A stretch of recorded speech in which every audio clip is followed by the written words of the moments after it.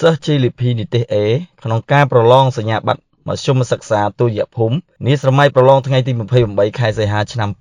2025ចំនួន56នាក់នៅខេត្តព្រះសីហនុទទួលបានការយកចិត្តទុកដាក់ជួបសំណេះសំណាលនិងផ្ដល់ការណែនាំតម្រង់ទិសពីឯកឧត្តមឧបនាយករដ្ឋមន្ត្រីសាយសំអល់ខេត្តព្រះសីហនុឯកឧត្តមឧបនាយករដ្ឋមន្ត្រីសាយសំអល់រដ្ឋមន្ត្រីក្រសួងរៀបចំដែនដីនគររូបនីយកម្មនិងសំណង់និងជាប្រធានក្រុមការងាររាជរដ្ឋាភិបាលចុះមូលដ្ឋានខេត្តព្រះសីហនុបានអញ្ជើញជួបសំណេះសំណាលជាមួយសិស្ស JLP និទេស A ក្នុងការប្រឡងសញ្ញាបត្រមធ្យមសិក្សាទុតិយភូមិនាសម័យប្រឡងថ្ងៃទី28ខែសីហាឆ្នាំ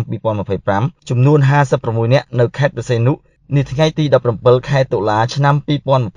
2025ឯកឧត្តមម៉ាងសនេតអភិបាលនៃគណៈអភិបាលខេត្តព្រះសីហនុបានឲ្យដឹងថានៅក្នុងការប្រឡងសញ្ញាបត្រមធ្យមសិក្សាទុតិយភូមិស្រមៃប្រឡងថ្ងៃទី28ខែសីហាឆ្នាំ2025កន្លងមកនេះនៅក្នុងខេត្តព្រះសីហនុបេក្ខជនមកប្រឡងមានចំនួនសម្រាប់2211នាក់ស្រី1146នាក់បានប្រឡងជាប់ជាស្ថាពរចំនួន2004នាក់ស្មើនឹង 90.64% ស្រី1075នាក់ស្មើនឹង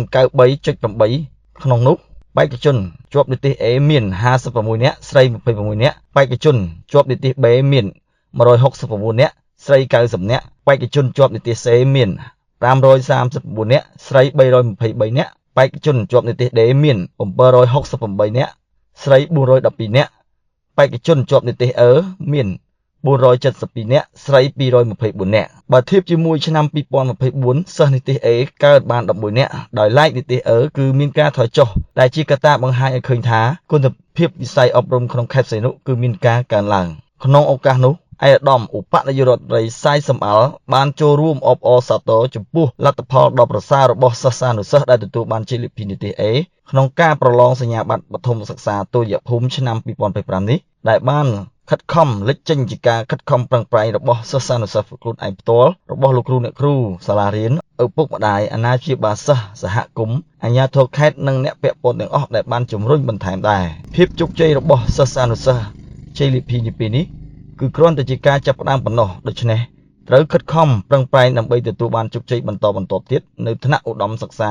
ឬការរៀនមុខជំនាញវិជ្ជាជីវៈណាមួយឯកឧត្តមឧបនាយករដ្ឋមន្ត្រីបានលើកទឹកចិត្តដល់សិស្សានុសិស្សដែលមិនបានទទួលលទ្ធផលក្នុងការប្រឡង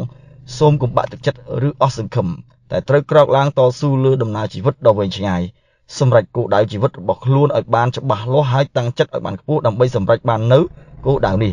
ហើយសូមកុំខ្លាចការលំបាកឆ្លងកាត់ការលំបាកកាន់តែច្រើននឹងធ្វើខ្លួនយើងកាន់តែរឹងមាំប្រទេសមួយខ្លាំងលុះត្រាតែមានប្រជាជន